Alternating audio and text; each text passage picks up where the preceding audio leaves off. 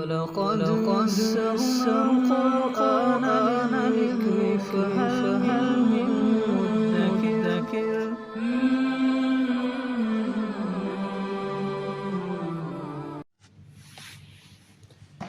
سورۃ المائدہ آیت نمبر 90۔ اعوذ باللہ من الشیطان الرجیم، بسم اللہ الرحمن الرحیم۔ یا ایہا الذین آمنوا انما الخمر والمیسر والانصاب والازلام رجس من عمل الشیطان فاجتنبوه لعلکم تفلحون۔ انما یرید الشیطان ان یوقع بینکم العداوۃ والبغضاء فی الخمر والمیسر وَيَصُدَّكُمْ عَنْ ذِكْرِ اللَّهِ وَعَنِ الصَّلَاةِ فَهَلْ أَنْتُمْ مُنْتَهُونَ۔ ایمان والو، یقیناً شراب اور جوا اور بت اور فال کے تیر یہ ناپاک ہیں، شیطان کے کاموں میں سے ہیں، ان سے بچو شاید تم کامیابی پا جاؤ۔ سابقہ آیات میں بتایا گیا تھا یہ حکم کہ جو اللہ تعالیٰ نے چیزیں حلال کی ہیں ان کو حرام قرار مت دو۔ دیکھیں، جب اسلامی تعلیمات نہیں ہوتی تو انسان کے اندر بے اعتدالی ہوتی ہے، بہت سارے ایسے کام کر رہا ہوتا ہے، ایسی چیزوں کو حرام قرار دے رہا ہوتا ہے جو حلال ہے، اور پھر بہت ساری حرام چیزوں کو حلال سمجھ کے کر رہا ہوتا ہے۔ تو مشرکین کے اندر یہی بے اعتدالیاں تھی، اسلام نے آ کر ان کو اعتدال سکھایا اور احکام دیے کہ جو اللہ نے حلال کی ہیں ان کو حرام قرار مت دو، اور جو حرام ہے ان کو حلال نہ سمجھو، ان کو ممنوع سمجھو۔ اب انہی حرام چیزوں میں سے یہاں 4 چیزوں کا بیان ہے۔ انما الخمر والمیسر، شراب اور جوا، کہ یہ حرام ہے۔ شراب کے لیے تو 2 آیات اس سے پہلے بھی نازل ہوئیں، جن کے اندر پہلی آیت کے اندر تو یہ فرمایا گیا کہ وَإِثْمُهُمَا أَكْبَرُ مِن نَّفْعِهِمَا، کہ اس کے پینے کا جو نقصان ہے وہ نفع سے زیادہ ہے۔ پہلے تو یہ حکم دیا گیا، اسی کو سن کر ہی بہت سارے لوگ پیچھے ہٹ گئے۔ اس کے بعد پھر جب شراب کی وجہ سے نشہ ہوتا ہے تو نشے کی وجہ سے انسان نماز نہیں پڑھ سکتا، تو نشے کی حالت میں نماز کے قریب جانے سے منع کیا۔ یا ایھا الذین آمنوا لا تقربوا الصلاۃ وانتم سکارا، نشے کی حالت میں نماز کے قریب نہ جاؤ۔ تو بہت سارے لوگ اس آیت مبارکہ کے نزول کے بعد سمجھ گئے اور پیچھے ہٹ گئے۔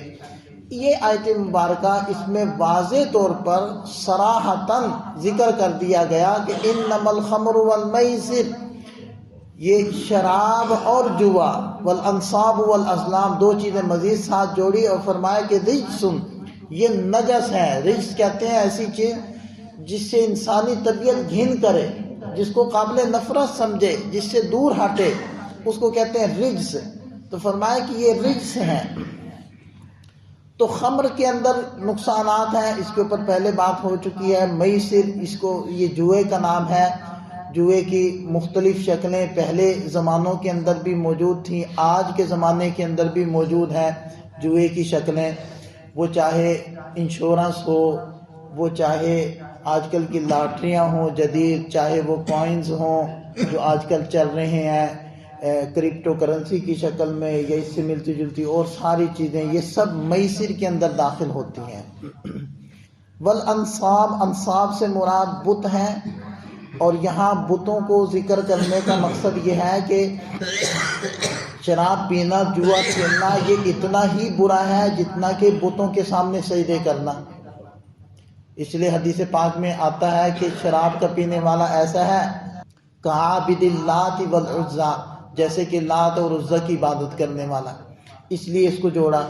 اور انصاب سے مراد جو بتوں پر چڑھاوے چڑھائے جاتے ہیں وہ بھی مراد ہو سکتے ہیں کہ وہ بھی نجس اور ناپاک اور حرام ہیں۔ اور چوتھی چیز بتلائی ازلام۔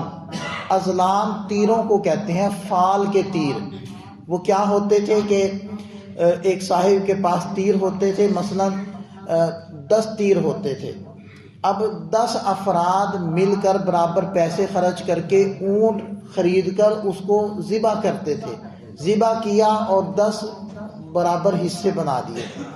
اب وہ جو تیر ہیں کمان کے اندر 10 تیر، ان میں سے 7 تیروں پر مختلف حصے لکھے ہوئے، 3 تیر خالی ہیں۔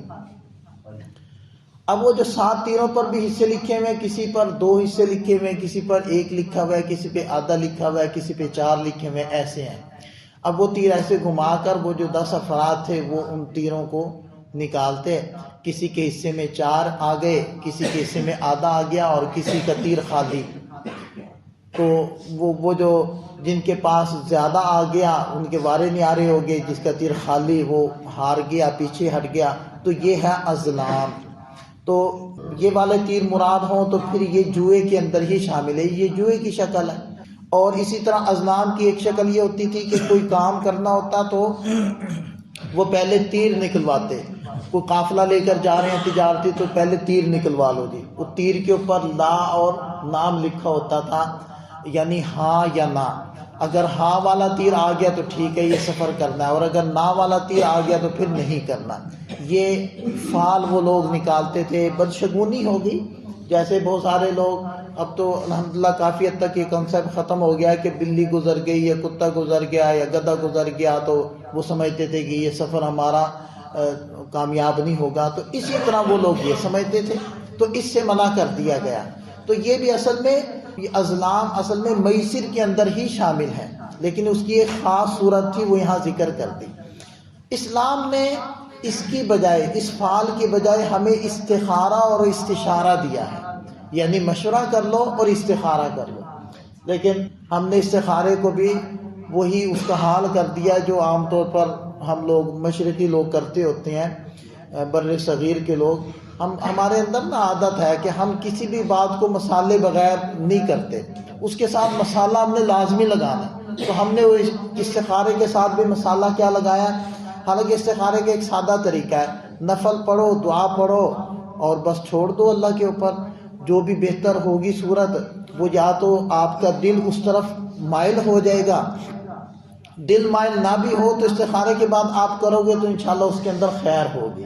یہ ہے استخارہ۔ اب دیکھیں اس کو سب کر سکتے ہیں، بس مسئلہ ہے صرف اس کی دعا کا۔ دعا یاد کر لیں، اگر دعا یاد نہیں ہوتی تو اس کا ترجمہ اور مفہوم یاد کر لیں، 2 نفل پڑھ کے وہ مفہوم ذہن میں رکھ کر، یعنی اس مفہوم کے مطابق آپ دعا مانگ لیں، اردو میں مانگ لیں، تو بس آپ کا استخارہ ہو گیا۔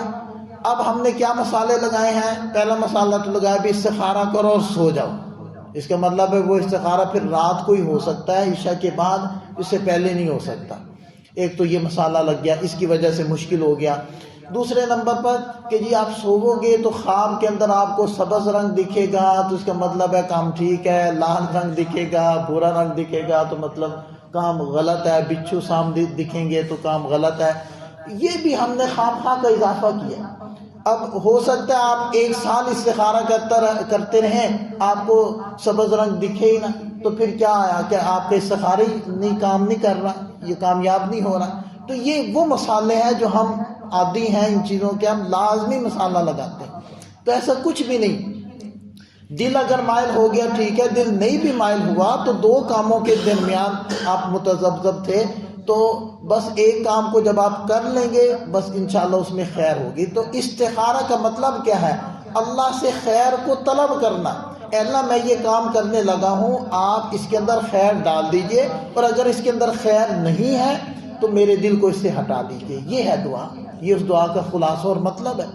اب آپ دیکھیں کہ اس میں کہاں سونا ضروری ہے، اس میں کہاں سبز رنگ کا دیکھنا ضروری ہے۔ تو بہرحال ان چاروں چیزوں کو گنوانے کے بعد فرمائے کہ رجسن، یہ رجس ہے، من عمل شیطان، شیطان کے کاموں میں سے ہے، فاجتنبوا، ان سے بچو، لعلکم تفلحون، تاکہ تم کامیاب ہو جاؤ۔ آگے ان کے نقصانات بتائے کہ انما یرید الشیطان، شیطان تو یہی چاہتا ہے کہ ان یوقع بینکم العداوہ، کہ تمہارے درمیان دشمنی، والبغضاء، اور نفرتوں کو ڈال دے، فی الخمر والمیسر، شراب اور جوئے میں۔ شراب کی وجہ سے عداوتیں پیدا ہوتی ہیں، کیونکہ شراب کے اندر انسان کی عقل قابو میں نہ رہی، اب وہ جو مرضی بولتا رہے۔ ماضی میں کتنے واقعات تاریخ میں درج ہیں کہ جو راز تھے وہ اگلوائے گئے ایسی نشاور چیزیں پلا کر۔ نشاور چیزیں پی کر جب انسان اپنے آپ میں نہیں رہتا تو جو مرضی پھر بول دے، تو وہ بادشاہان سے اور اسی طرح حکومتوں کے راز اس ذریعے سے نکلوائے جاتے تھے، تو اللہ تعالیٰ نے تو اس پر پابندی لگائی کہ اس کو مت استعمال کرو۔ دوسری دشمنی پیدا ہوتی ہے میسر سے، تو میسر جوا ہے۔ اب دیکھیں کہ دو لوگ جوا کھیل رہے ہیں، اب ایک جیتتا جا رہا ہے، دوسرا ہارتا جا رہا ہے۔ اب دوسرے کو یہ محسوس ہو رہا ہے کہ اس نے کوئی محنت بھی نہیں کی، اس نے کوئی مشقت بھی نہیں اٹھائی اور بیکار میں میرا مال اس کی طرف چلا گیا، تو یہ دشمنی پیدا کرے گی اس کے اندر۔ دیکھیں نا، دو لوگ مل کر مزدوری کرتے ہیں، کوئی کام کرتے ہیں اور ایک کو زیادہ پیسہ ملنے لگ جاتا ہے یا ایک کا کاروبار زیادہ کامیاب ہونے لگ جاتا ہے، ظاہر بات ہے کامیابی کی کوئی وجوہات بھی ہوتی ہیں، پھر بھی انسان کے دل میں نا ہلکا سا خیال آتا ہے کہ یار میں پیچھے رہ گیا، وہ آگے نکل گیا، میں نے بھی اتنا ہی وقت دیا، میں نے بھی اتنا ہی پیسہ لگایا، لیکن اس کی تجارت کامیاب ہو گئی، میری ناکام ہو گئی، پھر بھی دل میں خیال آتا ہے۔ لیکن پھر بھی انسان سوچتا ہے کہ یار ہر بندے کی اپنی قسمت ہے، پھر اس کا بیہیویئر، اس کے اخلاق وہ مجھ سے اچھے ہیں، اس کا ڈیل کرنے کا طریقہ مجھ سے اچھا ہے، تو یہ چیزیں انسان کو کچھ نہ کچھ مطمئن کر دیتے ہیں۔ لیکن یہاں جب جوا ہے تو اس نے کیا کیا آپ کے مد مقابل نے، جو بیکار میں اس نے آپ کا مال ہتھیا لیا، اور اگر آپ ہتھیا لیتے ہیں تو اس کے دل میں نفرت نہیں آئے گی، تو اس کی وجہ سے یقیناً نفرت آئے گی، جس کی وجہ سے قتل تک اور کیا کیا نوبتیں پہنچتی ہیں۔ تو اس لیے اللہ تعالیٰ نے فرما دیا کہ شیطان شراب پلا کر تم سے نقصانات کروائے گا، تو گالیاں دلوا دے گا، سر پھڑوا دے گا، اس سے نفرتیں پیدا ہو جائیں گی، دشمنیاں، اور جوے کے ذریعے سے بھی تمہارے دلوں میں نفرتیں پیدا کرے گا۔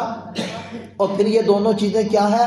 عن ذکر اللہ، اللہ کی یاد سے غافل کر دیتی ہیں، وعن الصلاۃ، اور خاص طور پر نماز سے غافل کر دیتی ہیں۔ فہل انتم منتہون، تو کیا تم اب ان کاموں سے باز آتے ہو یا نہیں آتے؟ کیونکہ یہ تیسری آیت مبارکہ ہے کہ جس کے اندر شراب کو واضح الفاظ میں منع کیا گیا، تو اللہ تعالیٰ نے فرمایا فَهَلْ أَنْتُمْ مُنْتَهُونَ، تم لوگ باز آتے ہو یا نہیں آتے؟ تو الحمدللہ شراب سے تو ہمارا معاشرہ آلموسٹ بچا ہوا ہے، کوئی کرتا ہے تو چھپ کر کرتا ہے اور اس کو سب برا سمجھتے ہیں، لیکن یہ جو میسر ہے نا، اس کے اندر تو عام لوگ مبتلا ہیں اور وہ اس کو میسر سمجھتے نہیں۔ یہ بڑا نقصان ہوتا ہے کہ گناہ کو گناہ سمجھ کے جب آدمی کرتا ہے نا، تو امید ہوتی ہے کہ باز آ جائے گا، پھر دوسروں کے سامنے بیان نہیں کرے گا، لیکن کسی گناہ کو گناہ نہ سمجھنے لگے تو پھر یہ خطرناک اس لیے ہوتا ہے کہ توبہ کی توفیق ہی نہیں ہونی، پھر دوسروں کے سامنے بھی بیان کرے گا، دوسرے بھی اس کو کرنے لگ جائیں گے، تو شدہ سارے لوگ ہی اس میں مبتلا ہو جائیں گے۔ تو یہ میسر اس وقت ہمارے معاشرے میں بہت زیادہ سرایت کر گیا ہے، اس لیے یہ جو نئے پرانے بہت ساری لاٹریوں کی شکل کے کام ہوتے ہیں نا، اچانک سے پیسہ بڑھ جانا، اچانک سے کم ہو جانا، تو یہ جو حلال کاروبار ہوتے ہیں نا، اس میں اچانک سے کچھ بھی نہیں ہوتا، اچانک سے کوئی مالدار نہیں ہوتا اور اچانک سے صفر پر نہیں آتا۔ ہاں کوئی آفات ہو جائیں تو ایک الگ چیز ہے، ورنہ اچانک سے ایسے کوئی صفر پر نہیں آتا۔ تو آدمی جو حلال ہوتا ہے نا، اس میں آہستہ آہستہ وہ مالدار ہوتا ہے، اور غریب بھی ہوتا ہے تو آہستہ آہستہ ہوتا ہے کہ نقصان تھوڑا تھوڑا کر کے اس کے مختلف شکلوں میں ہوتا رہتا ہے اور وہ نقصان ہوتا رہتا ہے۔ تو اللہ تعالیٰ ہمیں سمجھ عطا فرمائے۔ آج کل لوگ شارٹ کٹ کے چکروں میں ہیں، جس کی وجہ سے نقصان اٹھاتے ہیں، تو ان کو احتیاط کرنی چاہیے۔ اللہ تعالیٰ ہمیں حلال پاکیزہ وسعت والا رزق عطا فرمائے۔